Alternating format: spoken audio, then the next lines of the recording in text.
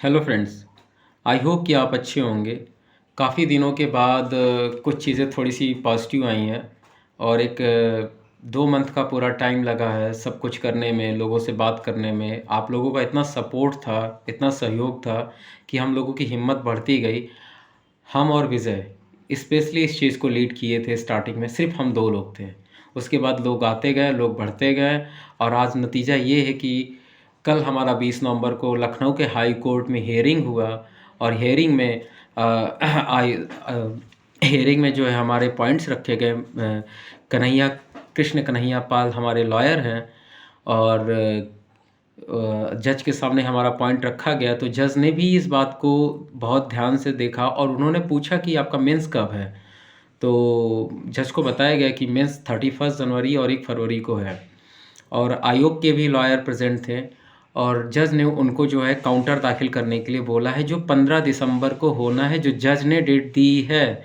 तो ये एक बहुत बड़ा पॉइंट है क्योंकि फर्स्ट हियरिंग में लॉयर आ जाते हैं और सेकंड हियरिंग की भी डेट डिसाइडेड है जहाँ पे आयोग के लॉयर को काउंटर देना है अब मेरे पिटिशंस के, जो भी हम लोगों ने पिटिशन किया है। तो ये एक पॉजिटिव पॉइंट है क्योंकि इसमें अब ज़्यादा टाइम नहीं लगेगा। ऑलरेडी यूपीपीएससी यही में डिसीज़न आया हुआ है तो हम लोगों में भी डिसीज़न जल्दी आ जाएगा। हमारा एक ही मांग है, यूपी पीसीएस आरओ 2023 के एग्ज़ाम को पोस्टपोन कराया जाए और रिवाइज रिज़ल्ट निकाला जाए ताकि जो अन्याय हुआ है उसको दूर किया जाए और एक अच्छे से रिज़ल्ट को दोबारा जारी किया जाए। यहाँ पे ये हुआ है कि आरओ 2023 में जो ओबीसी ईडब्ल्यूएस की कट ऑफ है वो जनरल कैटेगरी जो अनरिजर्व कैटेगरी होती है उनसे बहुत ज़्यादा गई है। अनरिजर्व कैटेगरी की कट ऑफ 130 प्लस गई है और ओबीसी की कट ऑफ 140 प्लस गई है, आरओ की बात कर रहा हूँ मैं, और 138 के आसपास ईडब्ल्यूएस की कट ऑफ गई है। इसी तरह से फीमेल का भी हुआ है और इसी तरह से एससी और एसटी का भी हुआ है। एससी की जो कट ऑफ मतलब जनरली 10 से 15 नंबर का डिफरेंस होता था, इस बार आपको अनरिजर्व में सिर्फ 5 नंबर या 4 नंबर का डिफरेंस दिखेगा। यही एसटी का भी हाल है। तो इसके पीछे एक ही रीज़न है, इन्होंने क्या किया है कि 2019 में इंटरनल मीटिंग किया है। इंटरनल मीटिंग करके दिसंबर 2019 में इन्होंने जो भी लोग हैं अपनी ही कैटेगरी में पास होंगे एक रूल बना दिया जिसको कहीं पब्लिश नहीं किया, कहीं नोटिस नहीं निकाला गया और वो इंटरनली अपना करने लग गए।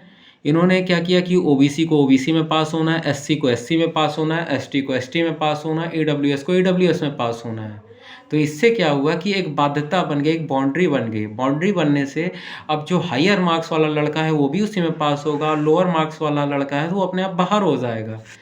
तो जिससे क्या हो रहा है कि जो अनरिजर्व की जो सीटें हैं 40%, उसमें पूरी की पूरी जो जनरल कैटेगरी जो अप्लाई करती है वो ईजिली उसमें घुस जा रही है। सबसे एक बड़ा और मुद्दा है जो लोगों ने ध्यान नहीं दिया, इस सरकार ने सरकार नहीं, इस आयोग ने जो ये पॉलिसी बनाई है इसका लॉस यूपी के स्टूडेंट को सबसे ज़्यादा है क्योंकि इसमें अदर स्टूडेंट के बच्चे ईजिली घुस जा रहे हैं। मेरे पास तो प्रूफ है अदर अदर अदर स्टेट के लड़कों का जो कम नंबर पे सेलेक्ट हुए हैं, लड़के लड़कियाँ, और यहाँ पे सेलेक्ट होके आराम से कम नंबर पे सेलेक्ट हो रहे हैं और हमारे यहाँ के रिजर्व कैटेगरी के लोग नहीं सेलेक्ट हो रहे हैं। क्या रूल बना है। तो इन्होंने क्या किया है कि माइग्रेशन को रोक दिया है। तो ये माइग्रेशन अलाउ कराना है first thing.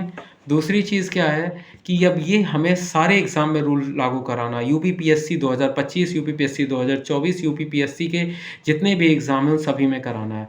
Already UPPSC agriculture का matter, same matter Allahabad high court में चल रहा है। यूपीपीएससी एई का मैटर इलाहाबाद हाई कोर्ट में चल रहा है डबल बेंच में।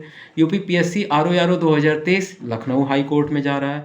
अब जो भी लोग जिनके अंदर भी स्ट्रेंथ है, जो भी लगता है कि हमारे साथ गलत हुआ है, वो आगे बढ़ें, वो सभी लोग सपोर्ट करें, आगे बढ़ें और कोशिश करें कि उनके साथ जहाँ अन्याय हो रहा हो वहाँ पे खड़े हों। अगर आप लीड नहीं करोगे, आप नहीं करोगे तो कोई नहीं करेगा। और मैं रिक्वेस्ट करूँगा वही स्टूडेंट आगे आएँ जो सच में इस चीज़ के लिए चाहते हैं। तो अपने अपने हक के लिए लड़िए, अपने राइट के लिए लड़िए। जो गलत है वो गलत है। सुप्रीम कोर्ट का गाइडलाइन है कि अगर आपके मार्क्स ज़्यादा हैं तो आपको रोका नहीं जा सकता है, आपको माइग्रेट किया जाएगा, बस आप एज का रिलैक्सेशन नहीं लिए हों। तो इन चीज़ों को आप देखते हुए आप आगे बढ़िए। हम लोग तो पूरी लड़ाई के साथ लड़ेंगे, हम पीछे हटने वाले नहीं हैं क्योंकि जो भी हो सिस्टम सभी के लिए हो और सही हो, फेयर हो। और मैं अपना कॉन्टैक्ट नंबर एक बार बता देता हूँ आपको, और एक मेरे साथ एक विजय हैं, उनका भी कॉन्टैक्ट नंबर बता देता हूँ। आप इनको व्हाट्सअप या मैसेज कर सकते हैं टेलीग्राम पे जुड़ने के लिए ग्रुप में। पिटिशनर अब किसी को नहीं बनाया जाएगा। पिटिशनर हमारे पास सफिशिएंट है, 45 पिटिशनर है मेरे पास ऑलरेडी। 5 के नाम से केस हो चुका है, बाकी 40 और हैं। 40 को और भी मर्ज कर दिया जाएगा, जिसको विजय लीड करेंगे। और ओबीसी, ईडब्ल्यूएस, एससी, एसटी मेरे पास सभी हैं। तो कोशिश करिए कि आप लोग ज़्यादा से ज़्यादा इस वीडियो को शेयर करिए, और हमारे Telegram WhatsApp channel WhatsApp link को भी शेयर करिए, जिससे ज़्यादा से ज़्यादा लोगों को अवेयर किया जा सके और इस लड़ाई को आगे बढ़ाया जा सके और यूपीपीएससी में सुधार लाया जा सके। मैं आपको अपना कॉन्टैक्ट नंबर बता देता हूँ, 9450355385। विवेक यादव, 9450805671 विजय सोनी। इन आप दोनों लोगों के नंबर नोट कर लीजिए। जो भी व्हाट्सएप और टेलीग्राम करके आप मैसेज करके इनसे पूछना चाहते हैं पूछ सकते हैं। आपको एक बार मैं नंबर एक बार दिखा देता हूँ, एक सेकेंड। एक बार बैक होगा कि नहीं होगा? नहीं हो रहा है। चलिए आप इस नंबर को ही कर दीजिए, मैं आपको नंबर शेयर कर दूँगा। आप अपना ऐसे ही सपोर्ट बनाए रखें, सपोर्ट बनाए रखें, और हम लोग जीतेंगे ज़रूर, हम लोग की जीत ज़रूर होगी। Thank you.